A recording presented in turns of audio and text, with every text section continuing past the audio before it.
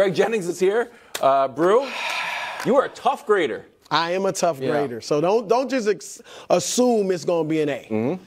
But I did pick the Cowboys to lose. I was wrong about that. Like any good teacher, I'm not afraid to admit when I'm wrong. All right? They went out there and they held the 6th highest scoring offense to no touchdowns. That's impressive. All right? They went out there and, dare I say, muscled up against one of the most physical teams in the league. Is really one of the most they haven't looked that way the last 2 weeks. I'll give you that. I think they're a little bit fatigued. But Dallas was impressive. Yep. They ran the ball down their throats. They dominated time of possession. Eagles only had the ball 23 minutes. Mm-hmm. So Dallas was fantastic. Dak wasn't at his best, but he was good. Other than the fumbles, return for a touchdown. He played a good game.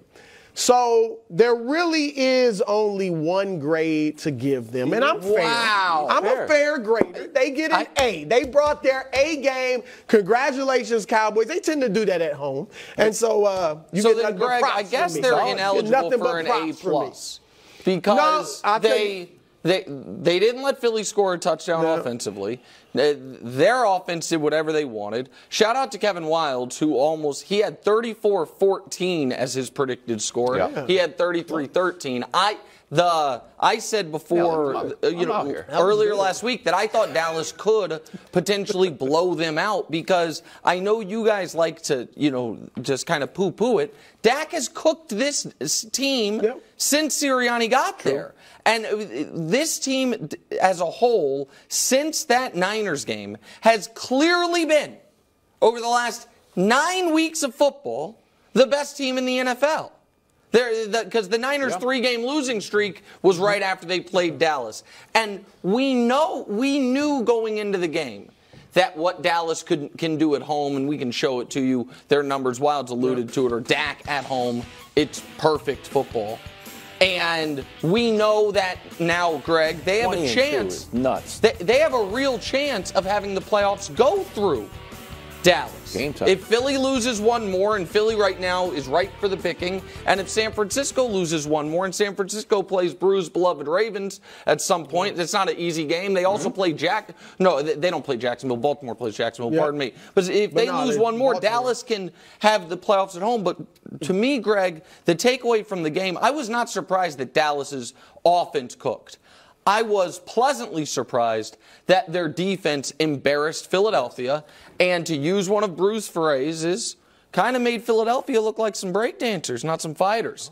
Stephon Gilmore was ready to fight. A.J. Brown was trying to breakdance a bit. A.J. was talking mess. That Dallas defense and offense, to me, both played A+ games. Yeah, I'm glad you brought that up because, for me, the focus was the defense. I know Dak Prescott and offense, they put up points. They've been doing that at a high clip, since, we talked about right after that Niners game. But Dan Quinn, what he did, we sat here after the Seattle win, and that defense gave up a ton of points. Yeah. Right. DK Metcalf went right at Deron Bland. And I'm like, well, they got Philly coming up. And A.J. Brown he's probably going to watch this film like, we can do the same thing. Chops. Dan Quinn was like, no, not today.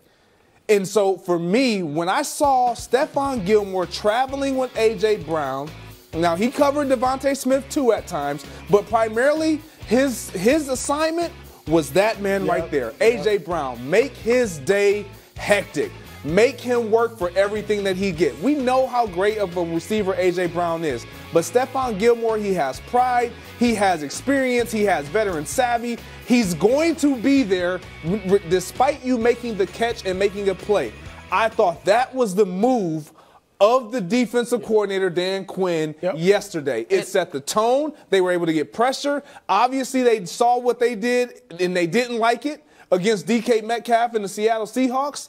And that was not going to be their Achilles heel coming this game, and they did a great job. And Micah gave Lane Johnson fits. He did. And Lane Johnson's been one of the best right tackles in football for almost a decade now. And listen, it's not like Micah dominated him, but he dominated him in certain snaps. That was, to me, Brou, we knew Philly's defense was a problem in a bad way. Yes. Their offense, all of a sudden, man, with Jalen limping and with A.J. getting upset, like I know we're talking about the Eagles here, but I think they're in real trouble. Eagles this season. First 10 games, the defense is pretty good. Last 3 games, not very good at all. Brou? Since the Chiefs incident. You have Philly going back to the Super Bowl. You know that defense wins championships. You are a facts guy. You are not beholden, and this is what I wrote, to errors of the ego, as some people on this show may be. I'm not talking about you. I'm talking about Mangini. You're talking about yourself. Maybe. Do you have any interest in changing your pick? Brou, you don't believe Brou, you don't believe in this team. Brou, wouldn't you two love You don't believe in this team. In fact, it's not even just you two. Brou.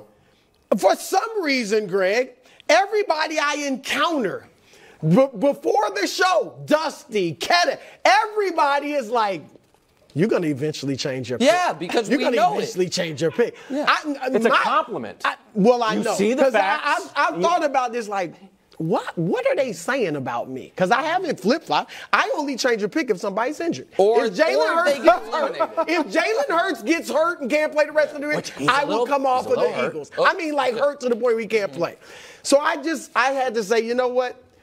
Everybody's looking at the Niners and thinking they about to win. Including you. And so Brou is usually right.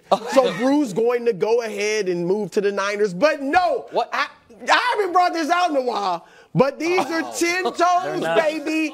I am 10 toes down. Brou, you lost all your toes. Mark this, 10 toes down on the Philadelphia Eagles, and I will tell you why. Please. Because unlike people I see on other shows that 3 weeks ago thought the Eagles were the best thing since sliced bread, now they're saying they can't play, they got real problems, all that. Unlike all that, I don't treat the NFL like college football. Yeah, but I don't get all in a tizzy because you lost the game. That's why I predicted the Niners to beat them, because you're not going to win every game. Since we're short on time, the Super Bowl champs going to lose a few games. I agree with you that they're not going to win every game. It's not about their record, because the record is the same as the Niners.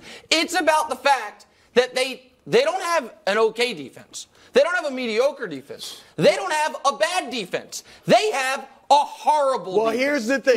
Sean Desai, the defensive coordinator. This can, Sirianni said it can make you or break you. Yeah. This is pressure. Okay, that's Sean Desai better get in the lab and start disguising some stuff. There's no disguise. And start making some changes. Hold on. Show the numbers, Greg's please. changing. I see Greg's face. He's changing for the Eagles. Brou, I've got bad news for you. Whatever. And it's actually kind of bad news for me, too, because I picked the Cowboys.